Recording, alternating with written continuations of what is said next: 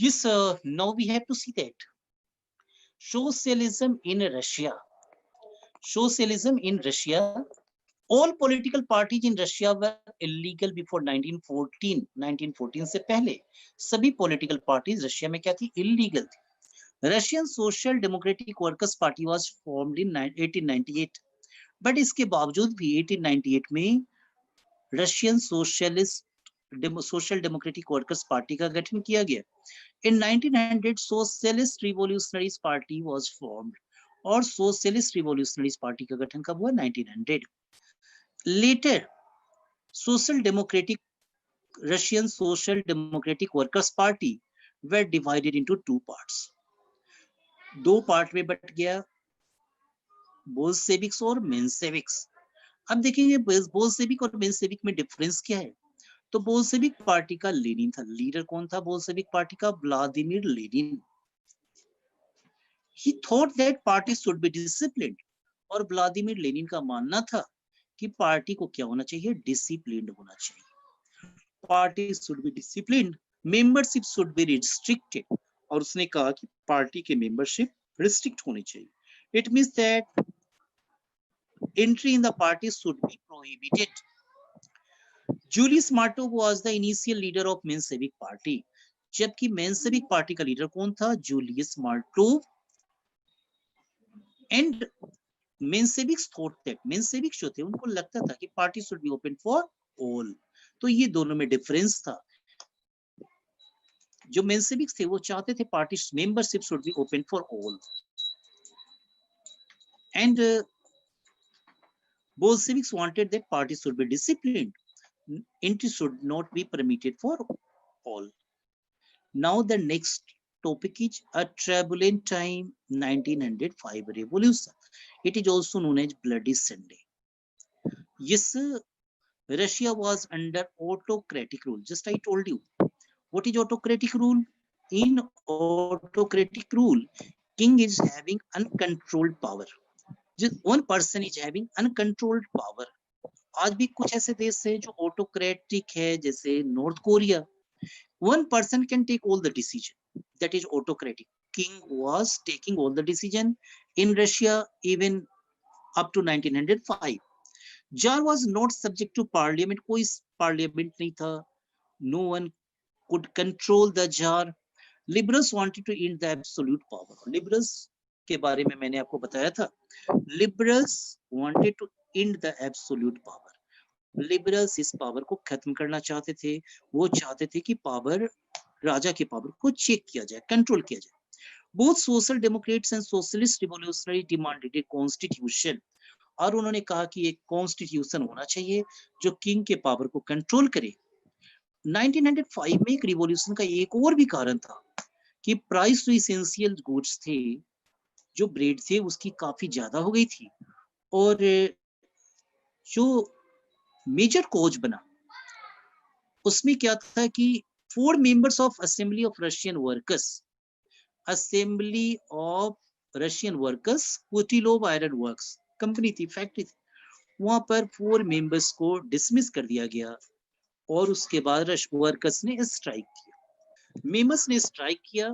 Procession was lead by Father Gapon. और उस procession को लीड किसने किया? फादर गैपन. 10,000 से ज्यादा वर्कर्स विंटर पैलेस तक पहुंच गए. विंटर पैलेस कौन था? जहां किंग रहते थे, जार रहते थे. They demanded 8 hours working. वो चाहते थे वर्किंग आवर्स क्या होना चाहिए? कम होना चाहिए. ऐसा कोई रूल नहीं था. लंबे समय तक लोगों से काम करवाते थे, पैसे भी कम देते थे. इंक्रीज इन वेजेज, और वो चाहते थे वेजेज भी बढ़े. The procession was attacked by the police and Cossacks. राजा के जो गार्ड्स थे उन्हें कोसैक्स कहते थे. पुलिस को बुलाई गई, गार्ड्स को बुलाए और उन्होंने गोली चलाई. और इन विच more than 100 of workers were killed and 300 or more were wounded. The incident was called Bloody Sunday. और काफी ज्यादा लोगों की डेथ हो गई. तो इसलिए रशिया में उस इंसिडेंस को, और पूरी दुनिया में popularly that incident comes to be known as Bloody Sunday. After that, people established the union and demanded a constituent assembly. लोगों ने उसका और भी ज्यादा विरोध किया, और भी ज्यादा विरोध कर दी, बढ़ गया. Jar allowed to creation of Duma. और 1905 जो ब्लडी संडे था, उसके बाद किंग ने ड्यूमा को क्रिएट किया। ड्यूमा क्या था? Advisory body to the king. राजा ने कहा कि now I am not going to take all the decisions myself. लोगों को पैसिफाई करने के लिए, सेटिस्फाइड करने के लिए, लोगों को शांत करने के लिए राजा ने क्या किया? ड्यूमा का क्रिएशन किया। ड्यूमा क्या था? Advisory body to the king. और ड्यूमा क्या था? राजा को सलाह देने के लिए कि हम क्या करेंगे, एडवाइस करेंगे। He dismissed first and second Duma, but members should be appointed by king. और उसने फर्स्ट एंड सेकंड ड्यूमा को डिसमिस किया काफी जल्दी, और थर्ड ड्यूमा को अपनी मर्जी के लोगों को रखा। Only he kept the conservatives. Okay, now see the next, first world war and Russian empire. Now you have to see that. अभी तक हमने देखा कि ड्यूमा का क्रिएशन हुआ, अभी देखते हैं फर्स्ट वर्ल्ड वॉर और रशियन एम्पायर। तो रशिया एम्पायर पर, रशिया पर फर्स्ट वर्ल्ड वॉर का क्या प्रभाव पड़ा? तो सबसे पहले हम ये जानेंगे कि फर्स्ट वर्ल्ड वॉर कब start. First world war took place in 1914। First world war की शुरुआत कब हुई? 1914 में। और उसमें दो पावर थी, सेंट्रल पावर और अलाइज। यहां पर फिर से क्या करेंगे, यहां पर है central power and allies.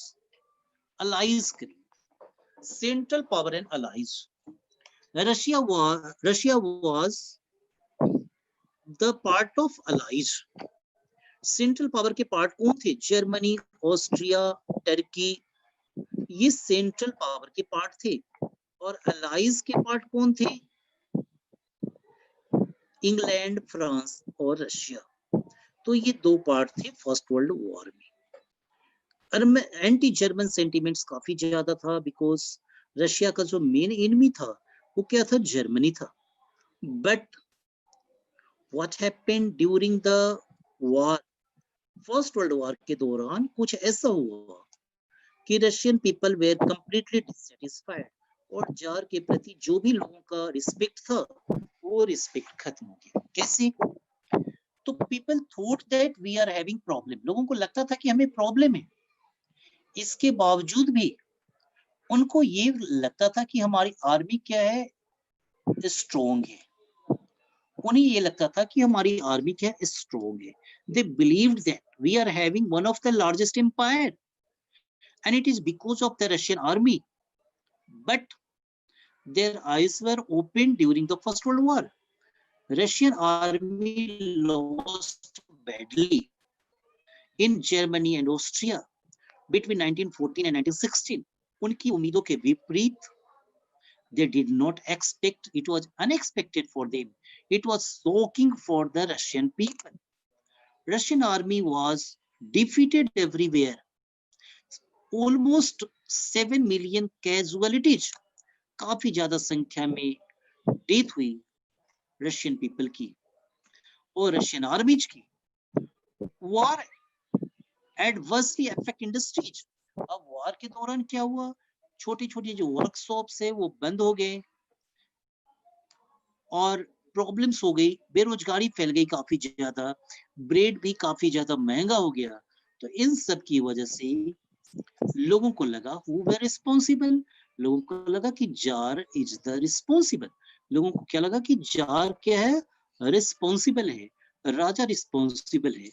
And they just fought against the jar. उनको लगा it is the time that we have to change the system, we have to change the power. Yes, and they started a revolution. So now we are going to study about the Russian Revolution. Basically, there was the two revolutions in Russia. One revolution took place in February, and another revolution in October. So first we have to see that February revolution. So there was heavy food shortage. Revolution कुछ भी होगा तो when the people are in problem, जब भी लोग problem में होते हैं तो रिवॉल्यूशन होता है, लोग विरोध करते हैं। हेवी फूड शॉर्टेज काफी ज्यादा थी, महंगाई काफी ज्यादा थी। जार डिसोल्व ड्यूमा, और जार ने ऐसे समय में जो राजा को सलाह देता था उसको राजा ने भंग कर दिया, डिसोल्व कर दिया। किंग ने कहा मैं अपनी मर्जी से फैसला लूंगा, I am free to take any decision. On 22 February factory strike started and Saint Petersburg, जो रशिया का मेन शहर था, फैक्ट्री स्टार्ट हुई। This city was also known as Petrograd, Petrograd के नाम से भी जाना जाता है Saint Petersburg city. On 22 of February, factory strike started. Demonstrating workers crossed the Neva River. Actually क्या था, नेवा रिवर है उस शहर में सेंट पीटर्सबर्ग में, और there are two banks of the river, river के दो किनारे होते हैं। लेफ्ट जो बैंक थे बाएं किनारे नदी के, उसमें विंटर पैलेस था, राजा का महल था, नोबल्स और रिच पीपल रहते थे। और राइट बैंक में किसके घर थे, वर्कर्स के क्वार्टर्स थे। Workers quarters was situated on the right bank.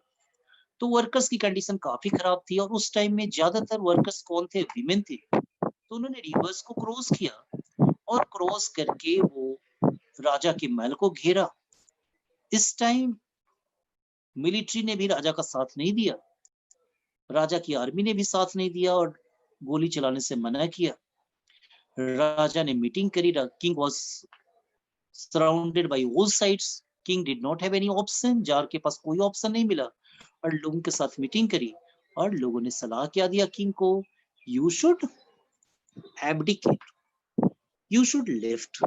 और राजा ने अपना पोजीशन छोड़ दिया और revolution was successful. Provisional government was formed in the leadership of Kerensky. Provisional government का फॉर्मेशन हुआ और लीडर कौन था, was the leader was Kerensky. Provisional government was formed under the leadership of Kerensky. और जो गवर्नमेंट बनी mainly that was of Menshevik party. जो government बनी वो किसकी बनी, केरेंस्की लीडर था और बेसिकली मेंशेविक पार्टी की सरकार। Okay, now the next, after February we had discussed that February revolution. So what change was brought after February revolution? After the February revolution, king abdicated and there was the provisional government was formed, and provisional government was formed under the leadership of Kerensky. जो provisional government थी वो किसके leadership में बना, Kerensky के leadership में बना। किस पार्टी की बनी, mainly मेंशेविक पार्टी की। Now we have to see that what happened after February. अब फरवरी के बाद क्या हुआ, फरवरी रिवॉल्यूशन के बाद restriction on public meetings were removed. कई सारे लोगों को पब्लिक मीटिंग्स एक साथ नहीं कर सकते थे, राजा को हमेशा लगता था कि हमारे खिलाफ साजिश कर रहे, अब उस पे बैन लगा, उस पे हटा दिया गया, कहा people can do the public meetings, public meeting कर सकते। व्लादिमीर लेनिन लीडर किसका था, वो Bolshevik party.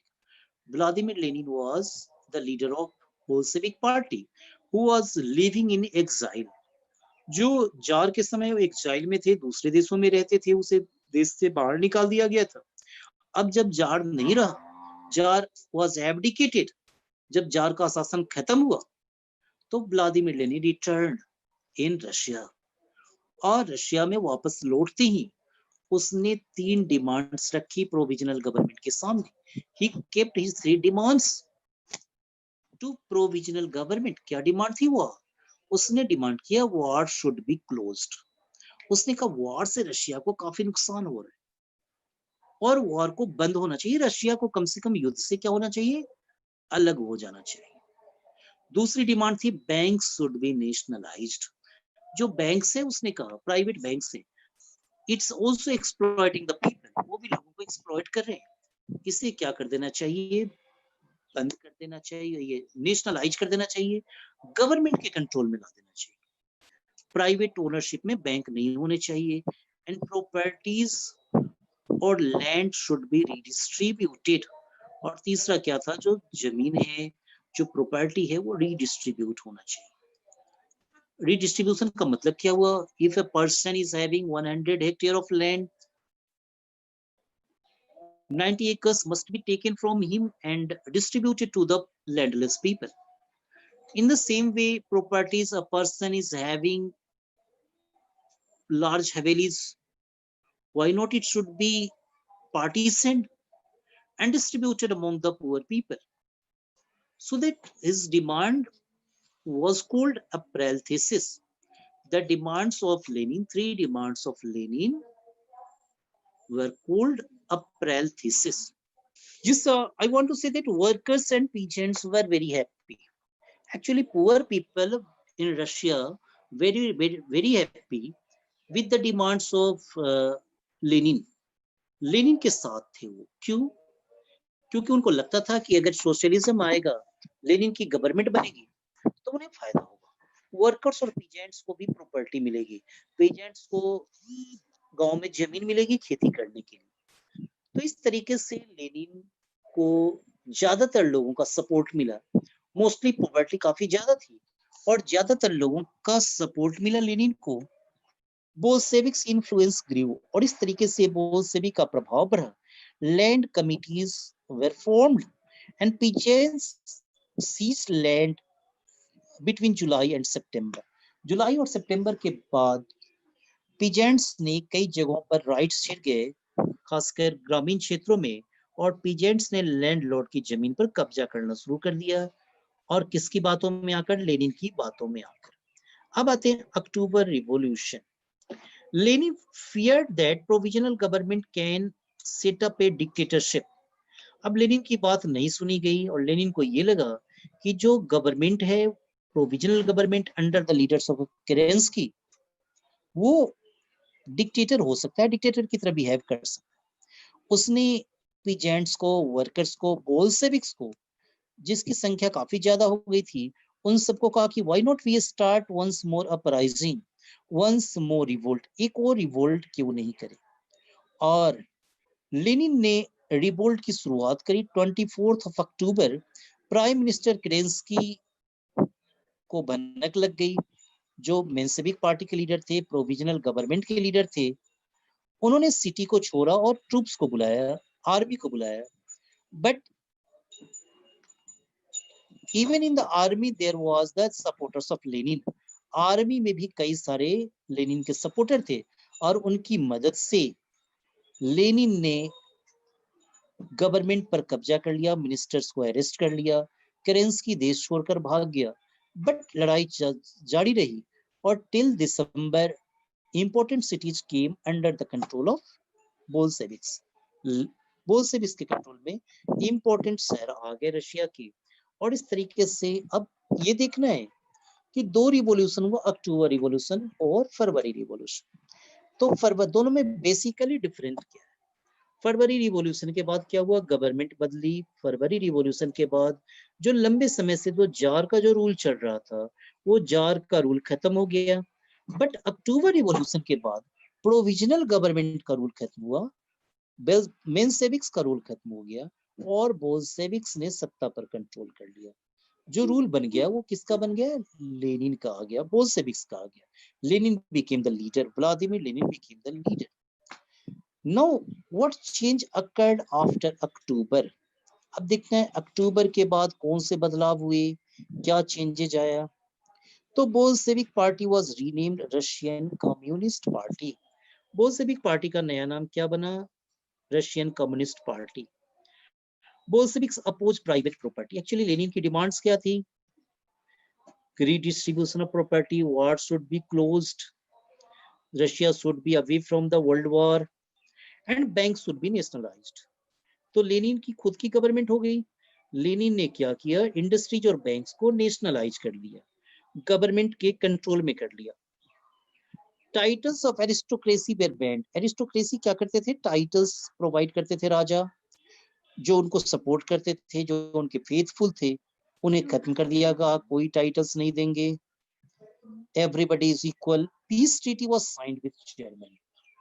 Important work was that Russia ने जर्मनी के साथ पीस ट्रीटी साइन किया, शांति समझौता किया और रशिया युद्ध से अलग हो गया।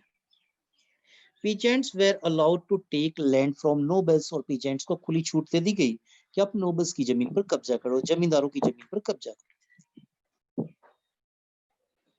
इलेक्शन वाज हेल्ड, इलेक्शन भी हुआ, बोल्शेविक्स ने कराया बट सक्सेस नहीं मिला और रिजेक्ट कर दिया बोल्शेविक ने। कहा नहीं, बोल्शेविक कम्युनिस्ट पार्टी खुद ही एक बहुत डेमोक्रेटिक है और किसी इलेक्शन की जरूरत नहीं। It was rejected. For complete topic-wise solution of all subjects of syllabus of all boards, CBSE, ICSE, and state boards, for preparation of all competitive exams, please visit www.preducate.in. You can also download the Preducate mobile app from Play Store on your mobile phones. Thank you.